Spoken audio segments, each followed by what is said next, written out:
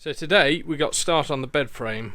Now it doesn't look like we've got very far because all we've got to speak for it is 8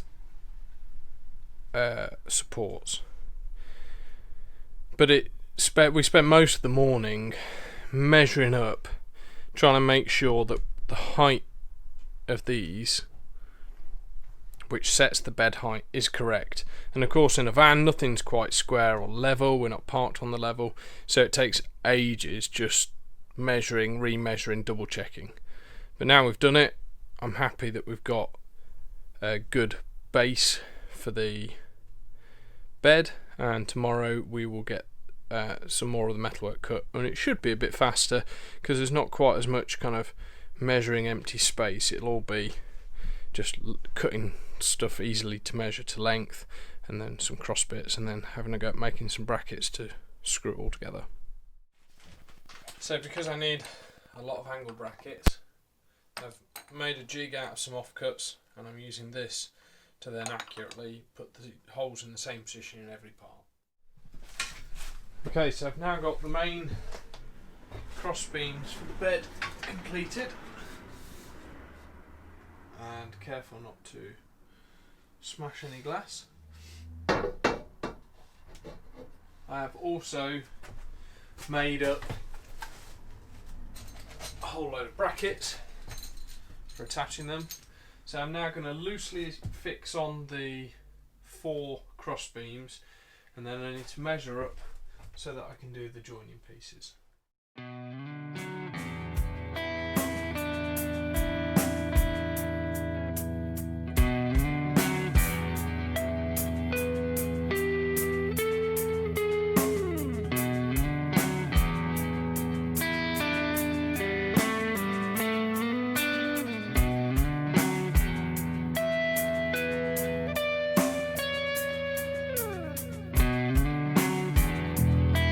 Blackbirds came at dusk. They roosted in the cane, raised such a ruckus that it shook my window pane, and I'm covered up in dust. Okay, so here we have the kind of main structure of the bed in place, and then I've double checked it again with the bike to make sure it fits, and it just fits. There's maybe 20 millimeters of clearance there, so I'm really happy. So I'll just show you how I'm fastening all the aluminium extrusions together so far. This is actually one of the jigs I'm using to drill all my corner brackets, and that's using some of the brackets. So we've got a 90-degree corner, and this is from 30 by 30 by 3 mil aluminium section, and then we've got some straight brackets which are 25 by 3 mil and then cut, and then they're drilled on 30mm centres. So we've got some of them, got some of these. You see the holes are quite a long way towards the edge, and that is because when the fasteners go through, they stick through a long way, and if you have the holes closer to the centre, you can't get a socket on them to do them up. In theory I'd use a shorter bolt if I had it, but this is what I've got. Here's another example of actually 3 different brackets. So this unit here is going to be the extension piece for the bed. Very quickly I'll just show you how it goes together. So you take your M6 coach bolt, ideal length I think is probably more like 16, put your bracket over the top, put a washer on it, and then normally use nylock nuts, but just for this example, because it's going to come off again, I'll use a normal nut. Spin it down, and then use a ratchet to tighten up. Now the difference between this and a purchased bracket, a purchased cast bracket, usually will have some feature that holds it square, so you have to be careful when you're doing it up, it doesn't pull it out of square. Then with that on like that, you could do something similar, that's fine. The coach bolt, slide it in. So you see here, because I've tried to connect it like this centres doesn't work. So this would be for this type of connection here, where it doesn't matter how far in or out this coach bolt goes. So the choice of connector just depends on what access you've got, what the application is. Where possible, I've got angle brackets, I'm trying to have a vertical load on the angle brackets rather than a side load. It's not always possible, and it doesn't matter too much, but it's, you know, preferable to have a vertical load where you can.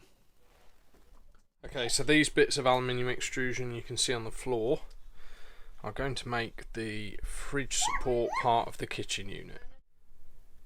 So here we've got the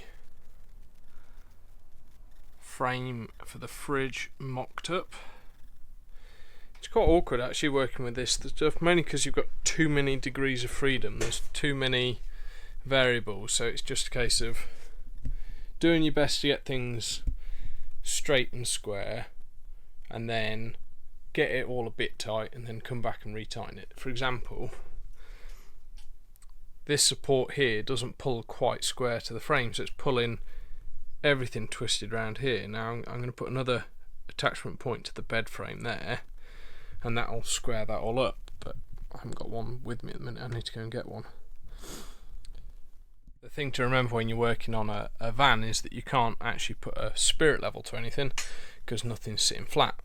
So it's lots of using squares. So I've got this big square here and a speed square down there, and that's doing me pretty well so far. So here you can see I've got the fridge test fit into place.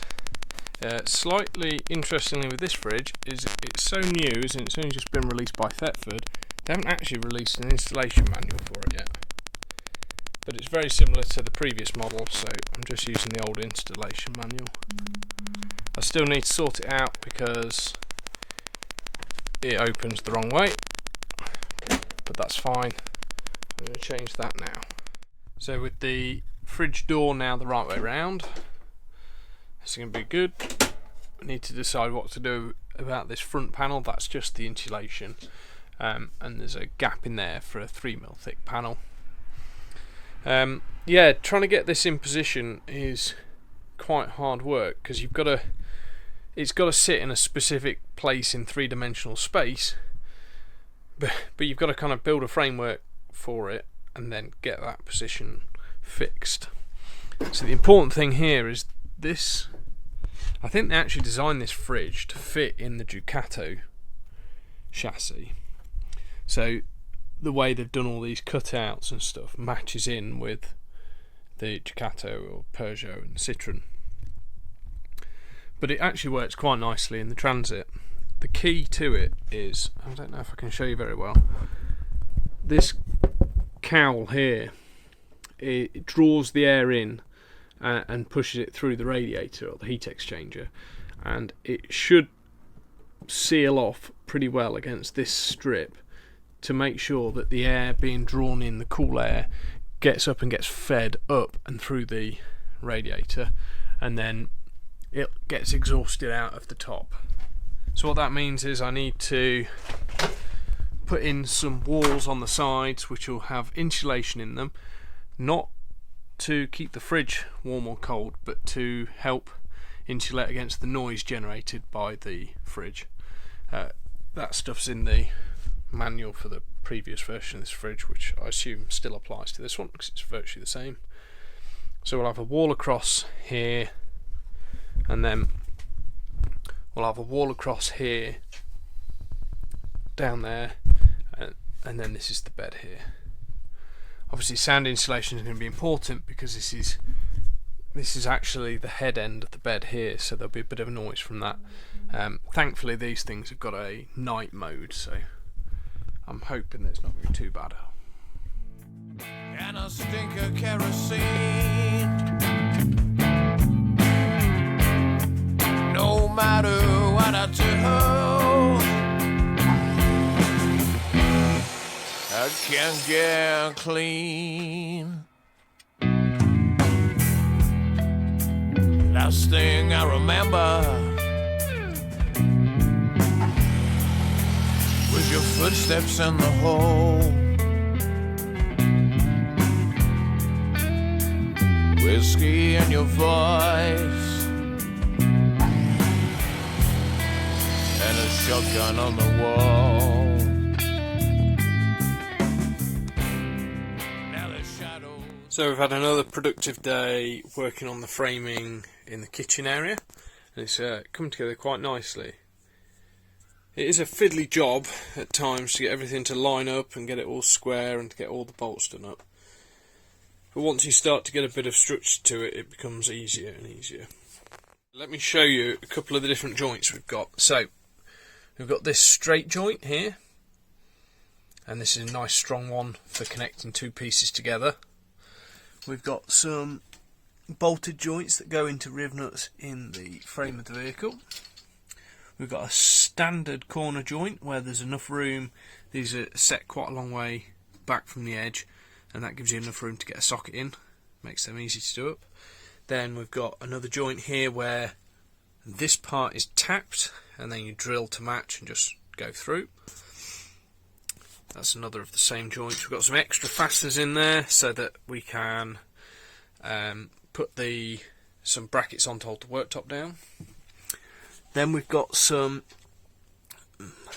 I'm not calling these offset, narrow fasteners that are narrow on one face that leave enough room for a door or panel to come on. So anywhere where we like to have a panel, we've got one of these cut back corners. And then the last type we've used is referred to as an offset. So here's one. So this is the same position that's quite a long way out. This one needs to be the midpoint so that it can locate properly.